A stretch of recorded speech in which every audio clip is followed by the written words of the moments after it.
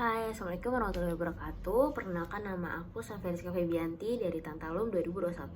Pada kesempatan kali ini aku akan mereview webinar yang telah dilaksanakan pada tanggal 3 September 2002 kemarin, yang dihadiri oleh pembicara kita, yaitu Kak Rozan dari Kalium 16 dan Kak Tama dari Indium 13. Nah, webinar yang pertama ini dibawakan oleh Kak Rozan mengenai critical thinking. Jadi langsung aja ke poin-poinnya. Untuk critical thinking itu sendiri, menurut Kak Rozan itu adalah sebuah kemampuan kita untuk memproses intelektualisasi, untuk menganalisis, terus mensintesis, mengkonseptualisasi, dan mengevaluasi informasi-informasi apa saja yang memang kita dapatkan. Kenapa sih sebenarnya kita harus berpikir kritis? Karena di dalam kehidupan kita sehari-hari itu banyak sekali hal-hal kecil atau hal-hal sepele yang emang harus yang kadangkala itu miss sama kita atau terlewat sama kita karena terlalu banyak berpikir ya emang sejatinya kurang-kurang penting gitu. Jadi malah hal-hal yang pentingnya, yang urgensi lebih tinggi, kadang tidak begitu kita notice. Nah, jadi kemampuan critical thinking itu sendiri ada 5. Yang pertama itu ada observasi, yang kedua itu ada menganalisis, yang ketiga itu ada inference atau membuat kesimpulan, yang keempat itu ada communication, dan yang kelima itu ada problem solving. Nah, untuk critical thinking ini sendiri tuh sering disangkut pautkan dengan logical thinking. Jadi sebenarnya logical thinking itu apa sih? Nah, logical thinking ini itu adalah proses di mana seseorang menggunakan reasoningnya secara konsisten untuk menghasilkan suatu solusi. Nah, logical thinking ini tuh termasuk dalam si critical thinking ini, teman-teman. Yang emang menurut epistemologi ini, critical thinking itu adalah bagaimana cara kita untuk berpikir dengan benar dan logis, yang membuat kita paham dengan perbedaan mana yang benar dan mana yang salah. Jadi gimana sih caranya kita untuk berpikir kritis? Nah, yang pertama itu kita bisa mengidentifikasi masalah-masalah yang ada. Sebenarnya kita tinggal runtutin aja dari kemampuan berkritical thinking kita tadi yang 5 itu. Terus kita perdalam lagi. Yang pertama itu kan tadi tentang observasi. Kita observasi dulu nih, kira-kira apa aja sih, kita identifikasi dulu masalahnya apa aja.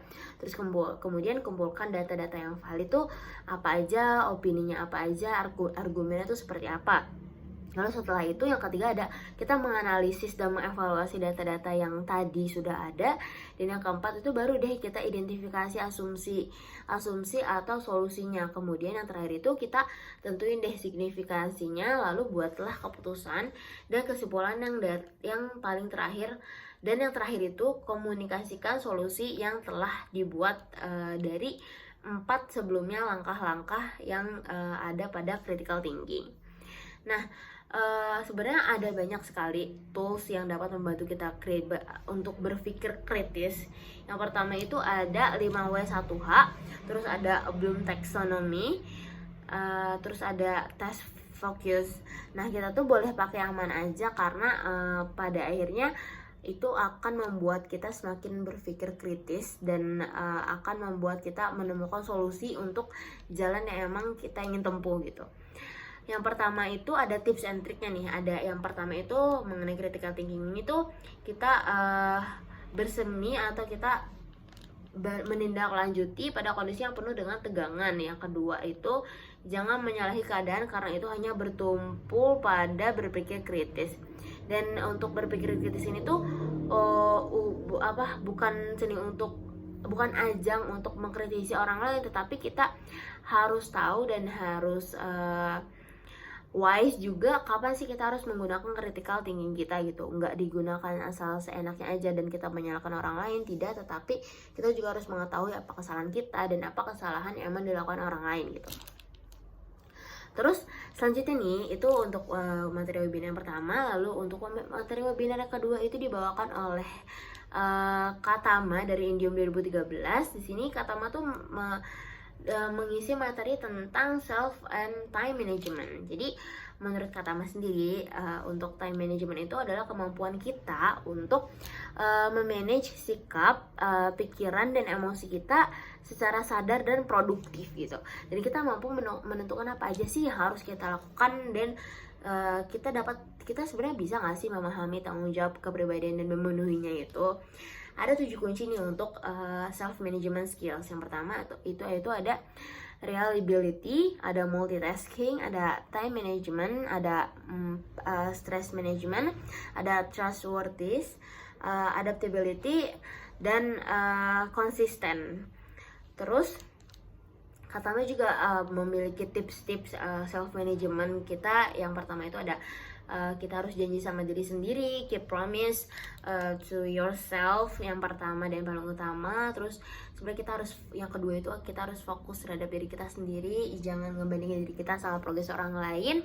Terus yang ketiga itu jangan playing victim, seolah-olah kita adalah pemain yang akan dan fokus kepada apa yang akan kita mainkan. Jadi ya udah fokus aja, be yourself gitu.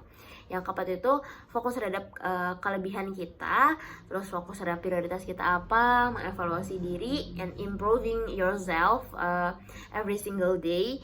Lalu jaga kondisi kita, karena kita tidak bisa memberikan yang terbaik kalau kita lagi nggak di kondisi yang baik gitu. Jadi mau gimana pun jaga kondisi kesehatan, baik fisik maupun mental gitu.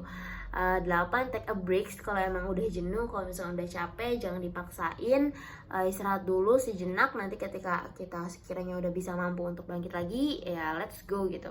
Terus yang ke-9 itu ada fokus apa yang emang kita sedang jalani saat ini gitu.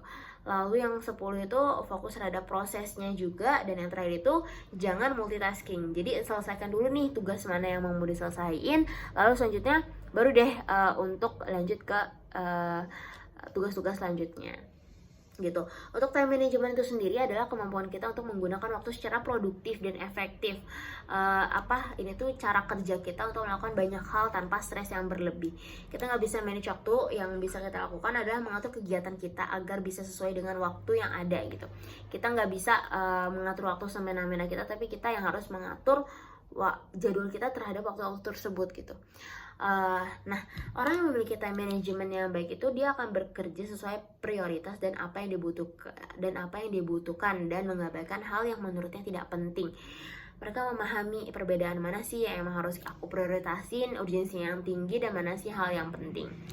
Nah, untuk kepentingan itu sendiri kita bisa menggunakan tabel prioritas juga. Kita bisa menggunakan yang 4 itu 4 tabel, mana urgensi yang tinggi dan mana yang deadline yang cepat. Kalau important itu adalah suatu hal yang emang penting yang bisa kita lakukan, dan ketika kita tidak melakukannya akan ada konsekuensinya gitu. Jadi time management juga memiliki tools. Yang pertama itu ada priority matrix yang tadi aku bilang, yang matrix 4 itu. Terus ada tools yang memudahkan kita untuk menemukan prioritas kita, kira-kira urgensi yang tinggi dan emang waktunya sangat mepet tuh yang mana aja. Oke, mungkin sekian dari aku. Mohon maaf apabila terdapat kesalahan baik kata maupun perbuatan.